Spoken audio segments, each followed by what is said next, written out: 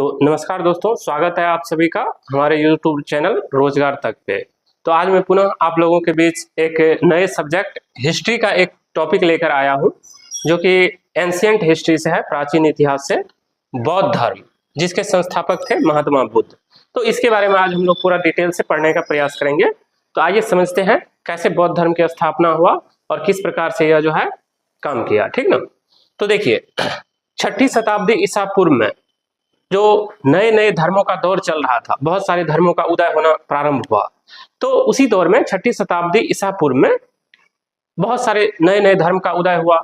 उसी क्रम में जो है नास्तिक धर्म और आस्तिक संप्रदाय, यानी कि नास्तिक और आस्तिक दोनों संप्रदाय उभरने लगे थे। तो इसी क्रम में बौद्ध धर्म, जैन धर्म, ये सारे धर्म का जो है स्थापना किया गया था। ठीक ना। तो जिसमें कि बौद्ध धर्म की स्थापना जो है आप देखते हैं कि महात्मा बुद्ध के द्वारा किया गया है। ठीक ना।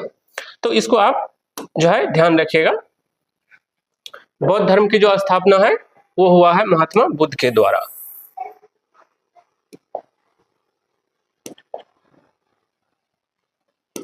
ठीक है। तो देखिए, बौद्ध धर्म के संस्थापक कौन थे? तो वो थे महात्मा बुद्ध थे। ठीक ना, इसको माना जाता है। अब महात्मा बुद्ध के बारे में थोड़ा सा परिचय देखते हैं, फिर उसके बाद आगे हम लोग पढ़ेंगे। तो देखिए, महात्मा बुद्ध का जो परिचय है, इसमें आप देखिए कि इसके बचपन का नाम, जो इसका जन्म जब हुआ ना 563 ईसा पूर्व में, तो इसका बचपन का नाम जो है सिद्धार्थ रखा गया था। ठीक ना। और इनका जन्म हुआ है कब? तो 563 ईसा पूर्व लुम्बिनी वन, ठीक ना, जो कि नेपाल में पड़ता है, वहां पर। और कपिल वस्तु का क्षेत्र था, ये ध्यान रखिएगा। ठीक ना। यही कपिल वस्तु के राजा थे इनके पिताजी। ठीक ना। और इनका जो मृत्यु हुआ है वो 483 ईसा पूर्व में हुआ है, कुशीनगर में, जो कि देवरिया में पड़ता है। ठीक ना, यूपी में।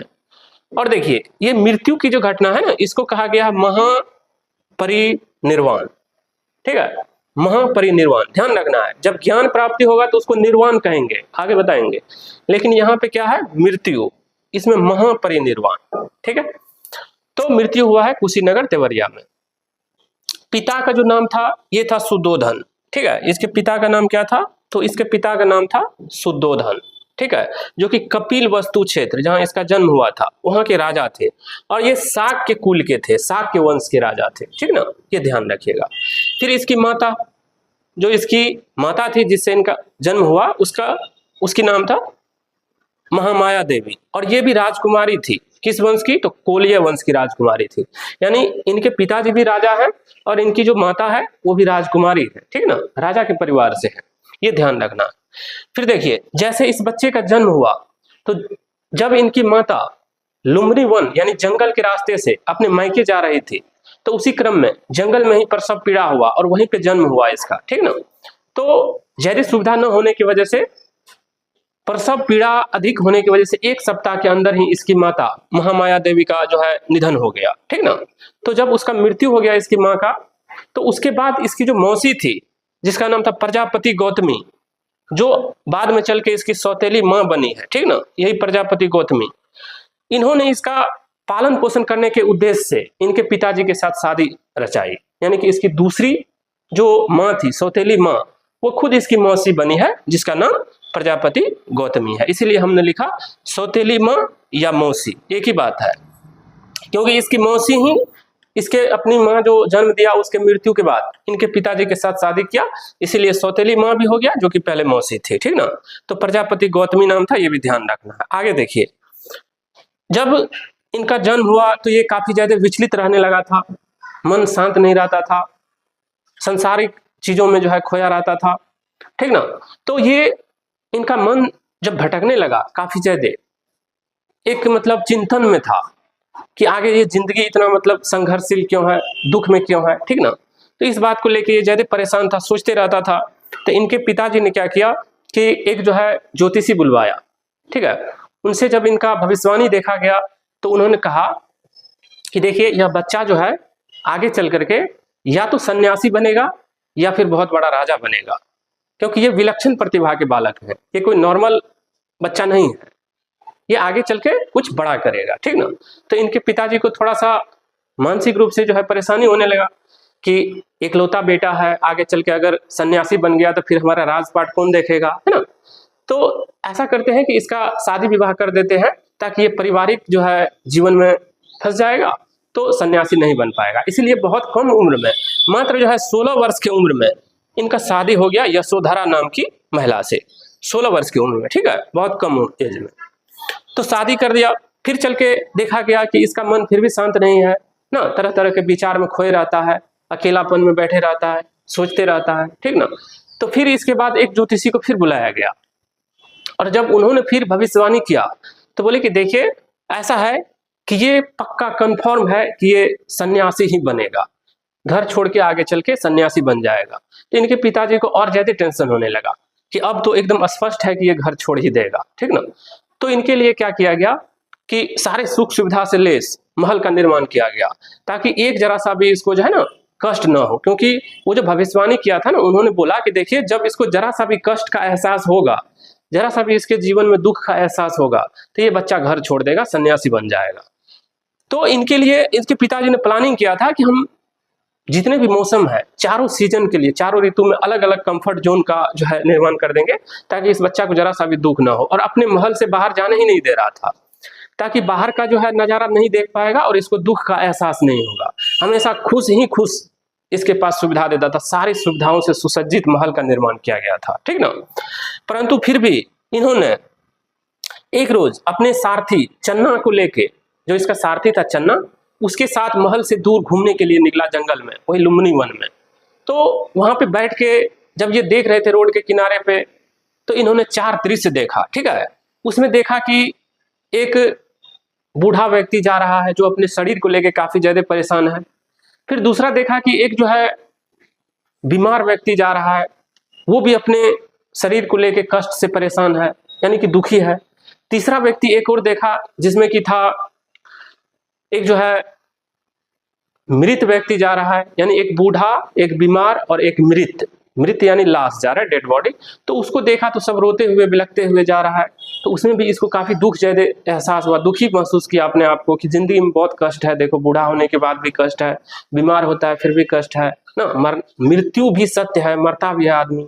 इन्होंने पूछा कि क्या हमारा भी अंत होगा? बोला हाँ बिल्कुल होगा। अपने सारथी से पूछा तो लगा अच्छा, मतलब जन्म लेके एक दिन मरना ही है। इसको इतना तक पता नहीं था कि मेरा भी अंत हो सकता है, यानी इतना ज्यादा मतलब इसको जो है अज्ञानता में रखा गया था। फिर जाके आगे जो है तब इन्होंने डिसाइड किया कि ना ये सब जो है मोह माया है, ठीक ना। तो फिर उसके बाद एक सन्यासी व्यक्ति को देखा जाते हुए, जो चौथा दृश्य देखा तो वो एक सन्यासी व्यक्ति था जो जिसके पास कोई भी लालसा नहीं था, कोई इच्छा नहीं था, एकदम सब कुछ त्याग के अपना झोला कमंडल लेके निफिक्र होके जा रहे थे, मस्त थे, खुश मिजाज थे। तो इन्होंने उसको देखने के बाद, उसकी प्रसन्नता को देखने के बाद प्रभावित हुआ कि ये जीवन बहुत अच्छा है ना, इसमें जो है एकदम खुशी है, कोई लालच नहीं है, कोई मोह माया नहीं है। तो सन्यासी व्यक्ति को देखने के बाद इन्होंने निर्णय लिया कि हमको ये सब सारा जो है मोह माया को त्याग करके सन्यासी जीवन जीना है। तो आप ध्यान रखिएगा कि उन्होंने सन्यासी को देखने के बाद ही गृह त्याग करने का फैसला लिया था। तो जैसा कि आप जानते हैं 29 वर्ष के उम्र में उन्होंने गृह त्याग किया, ठीक है, और 6 साल तक भटकते हुए बोध गया में गया, और 35 वर्ष की उम्र में उसको ज्ञान की प्राप्ति हुआ। तो आगे देखेंगे उसको भी, फिलहाल ये देखिए। तो इनकी पत्नी जो है यशोधरा थी, 16 साल की उम्र विवाह हो गया। विवाह के बाद जो है इसका एक पुत्र भी हुआ था, ठीक ना। तो पहले देखिए शादी जब किया तो ये बंधन में बंध चुका था पत्नी के साथ। दूसरा जब इसका पुत्र जन्म हुआ तो एक और बंधन में बंध गया, ठीक ना।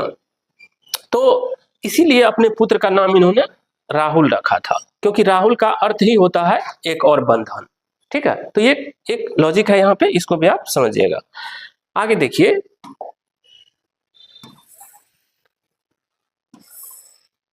अब जैसे आपको बताया गृह त्याग हुआ था, ठीक है। तो गृह त्याग में क्या हुआ कि देखिए आप, गृह त्याग में क्या हुआ कि 29 वर्ष की उम्र में इन्होंने गृह त्याग किया था, और इस घटना को महाभिनिष्क्रमण कहा जाता है, ठीक है। ये भी ध्यान रखिएगा, गृह त्याग की घटना को क्या कहा जाता है, तो महाभिनिष्क्रमण। बहुत तो सारथी जो था उसका चन्ना था, ये बात आप ध्यान रखिएगा। जिस प्रकार से महाभारत में जो है कृष्ण भगवान जो थे वो सारथी के रूप में थे, रथ चला रहे थे, ठीक ना। तो उसी तरह से यहाँ पे महात्मा बुद्ध का जो सारथी है चन्ना था ना, उसका रथ चलाते थे, क्योंकि ये राजकुमार था, उसको जहां भी जाना था तो साथ में रहते थे हमेशा। फिर देखिए यहाँ पे क्या हुआ, अभी जो आपको जस्ट हम बताए कि उन्होंने जंगल में जब बैठा था तो 4 दृश्य देखा था, जिसमें कि एक देखा था वृद्ध व्यक्ति यानी बूढ़ा व्यक्ति, ठीक है। दूसरा देखा था बीमार व्यक्ति जो अपने शरीर को लेके कष्ट में था। तीसरा देखा था मृत व्यक्ति, मरा हुआ डेड बॉडी जा रहा था रोते हुए, ठीक ना। तो इन तीनों दृश्य को देखने के बाद उनको दुख हुआ, ठीक ना, काफी दुखी हुआ। लेकिन चौथा दृश्य जो देखा था वो सन्यासी का था, वो काफी ज्यादा प्रसन्न मुद्रा में था, ठीक ना, एकदम हंसी खुशी से झूमते हुए जा रहा था झोला कमंडल लेके। न तो उसको कोई भी चीज पाने की खुशी थी, न उसको खोने का गम था, एकदम न्यूट्रल था, उदासीन, ठीक है। तो इसलिए इन्होंने फैसला लिया था कि हम भी क्या करेंगे, सन्यासी बनेंगे, ठीक ना। यही दृश्य देखने के बाद चौथा दृश्य ध्यान रखिएगा। इसके लिए देखिए हमने एक ट्रिक भी सेट किया है, ट्रिक में थोड़ा सा फॉल्ट है, इसको ठीक कर लीजिएगा। बूढ़ा, ठीक है, बूढ़ा मतलब वृद्ध व्यक्ति। ट्रिक में होगा बूढ़ा बीमार होकर मरा। बूढ़ा कैसे मरा, बीमार होकर मरा, पर सन्यासी न बना। अच्छा ट्रिक है। इसमें देखिए चारों दृश्य आ जाता है। बूढ़ा मतलब बूढ़ा व्यक्ति, ठीक है, बीमार मतलब बीमार व्यक्ति, ठीक है, ये दूसरा वाला, और मृत, मरा मतलब मृत व्यक्ति, ठीक ना। बूढ़ा का मतलब हो गया ये पहला वाला वृद्ध व्यक्ति, बीमार का मतलब बीमार व्यक्ति, मृत का मतलब मरा हुआ व्यक्ति, लाश, ये तीसरा वाला, और सन्यासी का मतलब ये चौथा दृश्य सन्यासी वाला। यानी कि इस ट्रिक के माध्यम से आप चारों दृश्य को याद रख सकते हैं।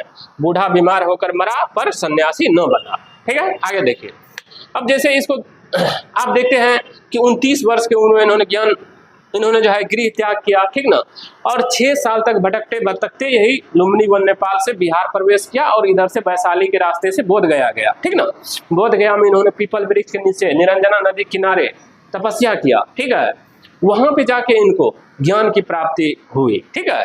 तो 29 में घर छोड़ा है और इसको 35 वर्ष की उम्र में ज्ञान की प्राप्ति हुआ है। तो आप देखिए 29 से 35, ठीक ना, 29 से जब आप देख रहे हैं तो 35 में 6 वर्ष का जो है गैप मिलता है। तो यानी कहने का मतलब ये जो है 6 साल तक तपस्या किया, 6 वर्ष तक तपस्या किया है। कितने साल तक, तो ध्यान रखिएगा 6 वर्ष तक इन्होंने तपस्या किया है। 29 में घर छोड़ा है और 35 में ज्ञान प्राप्ति हुआ। 6 साल तक ये भटकते रहा सच की खोज में, ठीक ना। तो लास्ट में जाके इसको जो है ज्ञान प्राप्ति हो गया बोध गया में, और पीपल वृक्ष यानी वट वृक्ष के नीचे, और वो नदी जो था ना वो निरंजना नदी, जिसको अभी फल्गु नदी भी कहते हैं, ठीक है। तो इसी नदी के किनारे में ये बैठ के तपस्या किया था 6 साल तक, ठीक है, ध्यान रखिएगा। अब देखिए इसका जो गुरु था जो इनको बताया किस प्रकार से ज्ञान की प्राप्ति होगा, ठीक ना, मार्ग बताया, रास्ता। तो प्रथम गुरु जो था ना वो वैशाली का था, वैशाली के रास्ते से गया था। तो वैशाली में एक गुरु मिला था जिसका नाम था आलार कलाम, ये नाम याद रखिएगा। फिर इन्होंने जो मार्ग बताया उस पर ये कठोर तपस्या किया। फिर जाके इनको एक महिला मिली, उन्होंने बताया कि देखो कठोर तपस्या से नहीं होगा, मध्यम मार्ग से चलो। यानी उन्होंने एक एग्जाम्पल देके समझाया था कि वीणा के तार को इतना भी नहीं ऐंठना चाहिए कि न तो उससे आवाज निकले या फिर वो टूट जाए, यानी कि उसको मध्यम में रखना चाहिए। ज्यादा अगर ऐंठोगे वीणा के तार को तो तार टूट जाएगा, और अगर ढीला छोड़ दोगे ज्यादा तो उससे फिर साउंड नहीं निकलेगा, आवाज नहीं निकलेगा, सुर नहीं निकलेगा। तो इसी एग्जाम्पल से उन्होंने समझाया कि देखिए मध्यम मार्ग को अपना के चलिए, तभी जाके आपको ज्ञान की प्राप्ति होगा। ज्यादा कठोर तपस्या करने से शरीर ही खत्म हो जाएगा। तो इसलिए जो है दूसरा गुरु इन्होंने जो मिला था रुद्रक रामपुत्र राजगीर में, ठीक है। तो इन्होंने जो उपदेश दिया उस मार्ग पे चला, फिर चल के जो है इसको ज्ञान प्राप्ति हुआ, और ज्ञान जैसे मिला तो ज्ञान मिलने के बाद जो है इन्होंने पहला उपदेश अपना सारनाथ में दिया था, वो भी आगे बताएंगे। और जैसे ज्ञान मिला तो ये जो है बुद्धत्व कहलाए। बुद्धत्व का मतलब क्या होता है वो समझिए। पहले तो बुद्ध था, बुद्ध से अब ये हो गया क्या चीज, बुद्धत्व। बुद्धत्व मतलब या इसी को कहा गया तथागत। तथागत का मतलब होता है सत्य है ज्ञान जिसका, यानी जिसके अंदर सच्चा ज्ञान है, सत्य ज्ञान है, ठीक ना, उसी को तथागत कहा गया। यानी बुद्ध से बुद्धत्व हो गया, ठीक ना, ज्ञान प्राप्ति के बाद। ये बात ध्यान रखिएगा आप, ठीक है। आगे देखिए,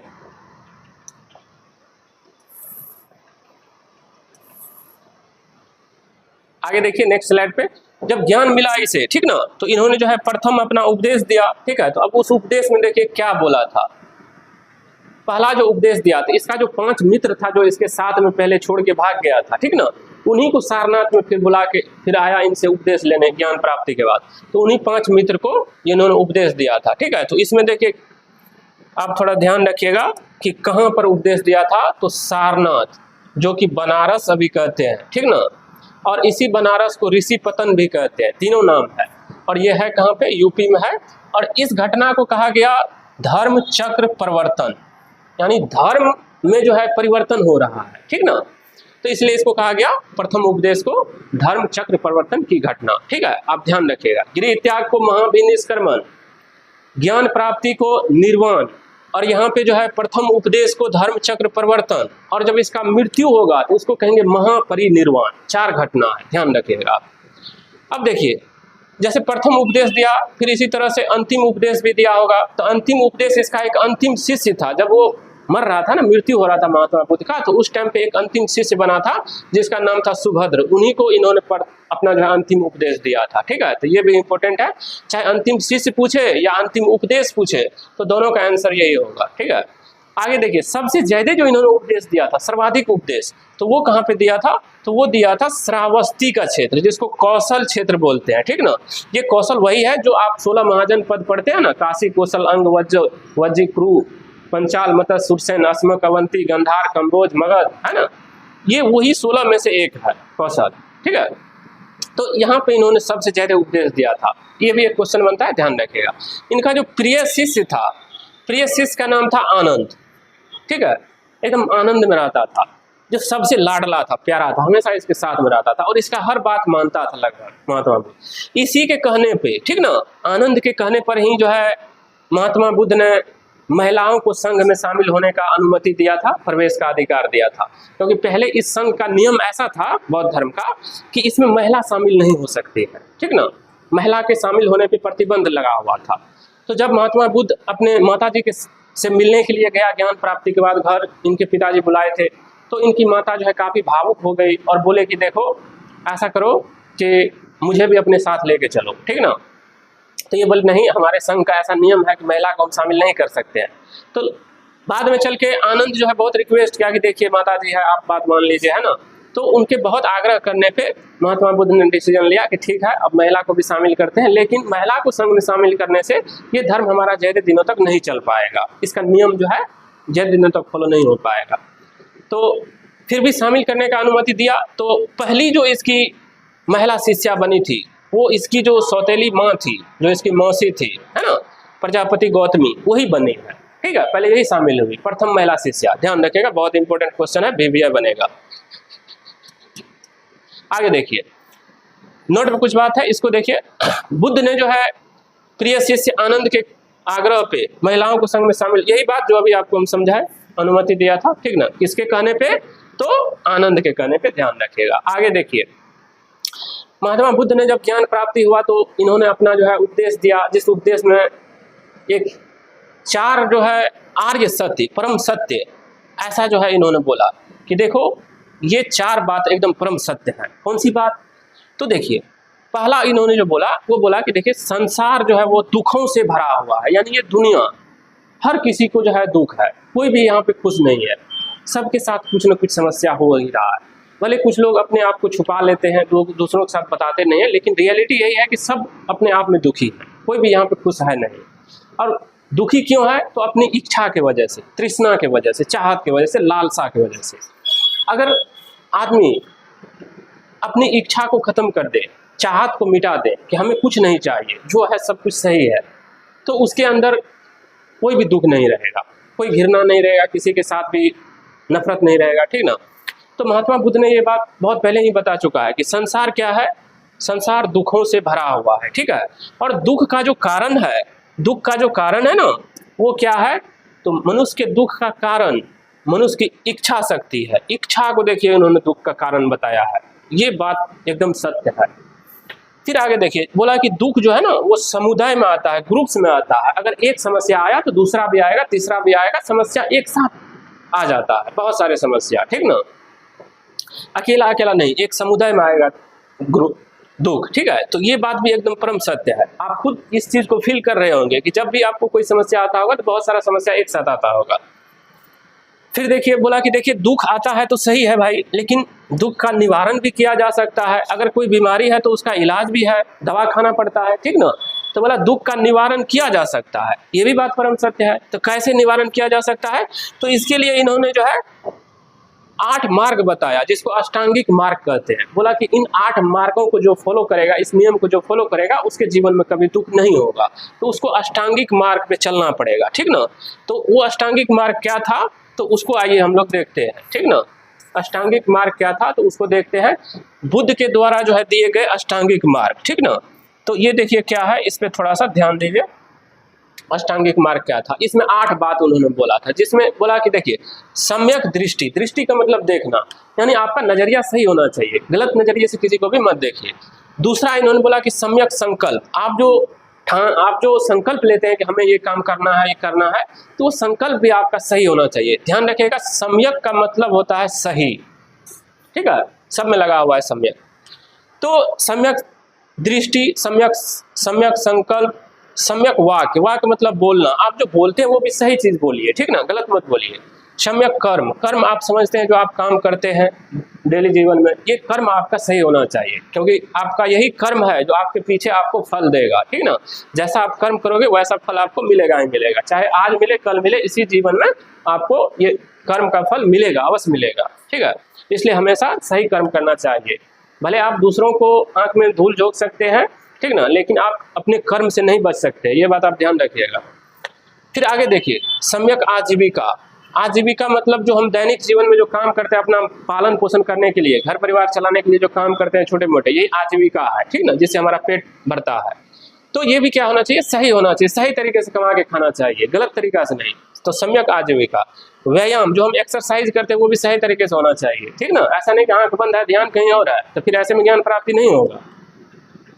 फिर देखिए सम्यक स्मृति। स्मृति का मतलब होता है हमारा जो मेमोरी है, ठीक ना, याददाश्त, वो भी क्या होना चाहिए, सही होना चाहिए। सम्यक समाधि। समाधि मतलब जो हम ध्यान में लीन होते हैं, किसी भी काम को करने में जो लीन हो जाते हैं, मग्न हो जाते हैं, ठीक ना, उसी को समाधि कहते हैं। हम समाधि में चले गए, यानी डूब जाते हैं किसी भी काम में, ठीक है। तो ये इसका 8 जो है मार्ग था। बोला कि अगर ये 8 मार्ग कोई भी फॉलो करता है तो उसके जीवन में कष्ट नहीं होगा। इसके अलावा भी बहुत सारे बात बोले थे कि जैसे कि सुख सुविधा का जो है त्याग करना चाहिए, कोमल बिछावन सैया का त्याग करना चाहिए, मदिरा पान सेवन ये सब नहीं करना चाहिए, हिंसा नहीं करनी चाहिए, और भी बहुत सारे बात इन्होंने बताए। अहिंसा का पालन, आप जानते हैं कि यही बुद्ध को फॉलो करते हुए जो सम्राट अशोक थे, उन्होंने बौद्ध धर्म को अपनाया था। और कलिंग युद्ध जीतने के बाद, ठीक ना, इन्होंने जो है सम्राट अशोक ने जो है बौद्ध धर्म को अपनाया था और युद्ध नीति को छोड़ करके धम्म नीति को अपना लिया था। यही बौद्ध धर्म से प्रभावित होकर एक जो है डॉक्टर भीमराव अंबेडकर जो थे, वो भी हिंदू धर्म को छोड़ करके बौद्ध धर्म में शामिल हो गया था, और उसके पीछे लाखों फॉलोवर्स भी बौद्ध धर्म में चले गए थे। तो इतने पढ़े लिखे लोग थे, ठीक है, इतने विद्वान लोग थे, इनके मार्ग को समझा कि यह अष्टांगिक मार्ग आखिर क्या है, इसका सिद्धांत क्या है, तभी उसके पीछे अनुयायी बने, उसका फॉलोवर्स बने। फिर देखिए आगे, बौद्ध धर्म में जो है शामिल होने के लिए 3 नियम भी दिया गया था, है ना, कि बुद्ध, धम्म और संघ, इसको त्रिरत्न बोला गया, ठीक ना। आप देखते होंगे उसमें एक मंत्र जाप भी होता था, बुद्धम शरणम गच्छामि, बुद्धम संघम गच्छामि, बुद्धम धम्मम गच्छामि, ठीक ना। ये उसका मंत्र था कि बुद्ध के शरण में आओ, बुद्ध के चरण में आओ, बुद्ध के धम्म संघ में शामिल हो जाओ, ये था। फिर देखिए बौद्ध धर्म का जो है परम लक्ष्य मतलब उसका जो अंतिम लक्ष्य था ना, वो क्या था, तो वो था निर्वाण, यानी कि मुक्ति का प्राप्ति करना, यही उसका परम लक्ष्य था, ठीक ना। बौद्ध धर्म का जो है आगे चल करके विभाजन हो गया था, एक हीनयान में और दूसरा महायान में। तो हीनयान और महायान में क्या अंतर है, इसको हम लोग आगे देखेंगे, ठीक ना, विस्तार से एक्सप्लेन करेंगे। फिलहाल अभी आगे देखते हैं। आगे देखिए नेक्स्ट स्लाइड में। अब देखिए, जैसे कि आपको हम बताए कि महात्मा बुद्ध का जो है मृत्यु हो गया था 483 ईसा पूर्व में, लुम्बिनी वन नेपाल, लुम्बिनी वन नहीं, कुशीनगर देवरिया में मृत्यु हो गया था। लुम्बिनी वन में तो जन्म हुआ था। तो जब इसका मृत्यु हो गया, ठीक ना, तो मृत्यु होने के बाद अब इस धर्म को आगे कौन बढ़ाएगा, इसको संचालित कौन करेगा, इस बात को लेकर के सम्मेलन बुलाया गया, सभा का आयोजन किया, बैठक हुआ, ठीक ना।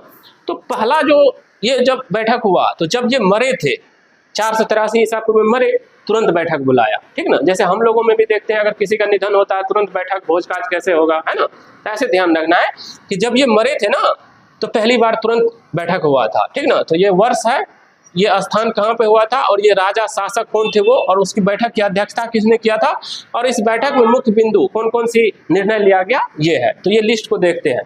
तो देखिए फर्स्ट जो बैठक है प्रथम 483 ईसा पूर्व, बीसी का मतलब ईसा पूर्व, ठीक है, ईसा पूर्व में हुआ था। कहाँ पे हुआ था, राजगीर में हुआ था, वही राजगीर जिसको हम लोग राजगीर ही कहते हैं, ठीक है, नालंदा। फिर देखिए इस समय जो शासक थे, राजा जो थे वो थे आजाद शत्रु, ठीक ना, जो आजाद शत्रु थे वो राजा थे। और इस बैठक की जो अध्यक्षता किए थे वो थे कौन, तो वो थे महाकच्छप, ठीक है, ये भी ध्यान रखना है। और इसमें क्या क्या हुआ, तो देखिए सूत पीटक और विनय पीटक, ये जो दो इसके धार्मिक ग्रंथ थे ना, इसका संकलन किया गया, संग्रहण किया गया, लिखा गया इसमें, ठीक है, ये ध्यान रखना प्रथम बैठक। फिर जो दूसरा बैठक हुआ सेकेंड, वो 100 साल सीधा आप घटा दीजिए, 100 साल माइनस कर दीजिए, तो ईसा पूर्व है तो बड़ा से छोटा की तरफ आएंगे, जीरो पे आएंगे, फिर वहां से ईस्वी में आएंगे, ठीक ना। तो 100 यहाँ से यहाँ के बीच देखिए आप 100 का अंतर है, ठीक है। तो 100 साल बाद यानी कि 383 ईसा पूर्व में कहाँ पे हुआ था, तो वैशाली में हुआ था। और इसके अध्यक्ष इस समय जो शासक थे वो कौन थे, तो कालाशोक, ठीक है, कालाशोक थे, जो कि आपको पता है मौर्य वंश के शासक थे, ठीक है। और देखिए कालाशोक, ठीक है। और इसकी अध्यक्षता जो है सर्वकामी या सब्बाकामी कहते हैं, इन्होंने किया था। और इसमें क्या हुआ था कि बौद्ध जो धर्म का जो संघ था ये 2 भागों में विभाजित हो गया था, लेकिन पूरी तरह से बटा नहीं था, पूरी तरह से चौथी जो बौद्ध संगीति हुई ना उसमें बटा हीनयान महायान में, ठीक है, यहाँ पे थोड़ा सा ये ध्यान रखना है। फिर देखिए तीसरा जो है थर्ड वाला है ना, तीसरा जो है संगीति या सम्मेलन का जो आयोजन था, ठीक ना, ये हुआ है पाटलिपुत्र में, वही पाटलिपुत्र जिसको आप पटना के नाम से जानते हैं, कुसुमपुर के नाम से जानते हैं, जिसको उदयन ने बसाया था, है ना। तो इस टाइम जो है अशोक थे राजा पाटलिपुत्र में, ठीक है, मौर्य वंश के। और इसकी जो अध्यक्षता है वो मोगली पुत्र तीस्य ने किया था, ठीक है, ये ध्यान रखिएगा। और इसमें क्या हुआ प्रमुख घटना, तो इसमें ये हुआ था कि अभिधम पीटक का संकलन किया गया। ये पीटक धार्मिक ग्रंथ है बौद्ध धर्म का, आपको पता है कि बौद्ध धर्म का जो है प्रमुख ग्रंथ, ठीक ना, त्रिपीटक है, जिसमें कि सूत पीटक, विनय पीटक, अभिधम पीटक आते हैं, ठीक ना, उसको आगे हम लोग बताएंगे। तो ये ध्यान रखना है कि अभिधम पीटक का जो है संकलन किया गया है तीसरे वाले संगीति में सम्मेलन में। फिर देखिए ये 251 में हुआ था। अब इसके बाद ये ईसा पूर्व है। अब ये देखिए यहाँ पे हो गया प्रथम ईस्वी ना, ईसा पूर्व बीसी नहीं है, यहाँ पे एडी है, प्रथम शताब्दी, ठीक है, ईस्वी में। ये कहाँ पे हुआ, तो कुंडलवन जो कि कश्मीर में पड़ता है, ठीक ना, वहां पर हुआ था। और इसकी जो है इस टाइम जो शासक जो थे वहां के राजा थे कनिष्क, ठीक ना। तो आप यहाँ से ध्यान रखिएगा, देखिए ट्रिपल के ट्रिक भी हो जाएगा, ट्रिपल के यानी के से कुंडलवन, के से कश्मीर, के से कनिष्क, एक ट्रिक हो गया यहाँ पे, ट्रिपल के, कुंडलवन कश्मीर कनिष्क, यानी कुंडल में कश्मीर में हुआ था, कनिष्क इसके शासक थे, राजा थे। इसकी अध्यक्षता किया था कौन, तो वसुमित्र अध्यक्ष थे। और इसके एक उपाध्यक्ष भी थे जिसका नाम था अश्वघोष, ठीक ना, अश्वघोष उपाध्यक्ष था। ये भी पूछता है, बेविया होगा, ये ध्यान रखेगा। इसमें क्या हुआ, तो ये जो हीनयान था और जो महायान था ना, ये पूरी तरह से विभाजित हो गया दो जो है ग्रुप्स में, ठीक है। तो इसको आप ध्यान रखिएगा। इसके अलावा भी बहुत सारे पॉइंट्स हैं, जैसे कि आप देखेगा तो एक जो है इस बौद्ध धर्म का ग्रंथ आता है जिसका नाम है मिलिंद पन्हो। तो उसमें जो है राजा मिलांडर जो थे यूनानी शासक, वो जब भारत आए तो बौद्ध धर्म के बारे में जानकारी हासिल करना चाहा, तो यही अश्वघोष के साथ वार्तालाप किया था। ये जो अश्वघोष है ना, इसके साथ मीटिंग किया, इनके साथ पूछताछ किया, प्रश्न किया बौद्ध धर्म के बारे में। तो राजा मिलांडर के प्रश्न का जो जवाब अश्वघोष ने जो दिया, और उसके बारे में जो एक पुस्तक की रचना हुआ, तो उसी पुस्तक का नाम रखा गया मिलिंद पन्हो, ठीक ना, यानी मिलांडर के प्रश्नों का जवाब अश्वघोष ने दिया मिलिंद पन्हो नामक पुस्तक में। तो मिलिंद पन्हो पुस्तक का संबंध बौद्ध धर्म से है, ये भी आप ध्यान रखेगा। फिर एक बौद्ध धर्म का और शाखा भी है जिसको वज्रयान कहते हैं, जिस तरह से हीनयान महायान है, इससे अलग हट करके एक वज्रयान शाखा भी है, ठीक ना। तो ये सब ध्यान रखेगा, इन सब का संबंध किससे है, तो बौद्ध धर्म से। सूत पीटक, विनय पीटक, अभिधम पीटक, तीनों मिला करके त्रिपीटक कहा गया, जो कि बौद्ध धर्म से संबंधित है, ठीक ना।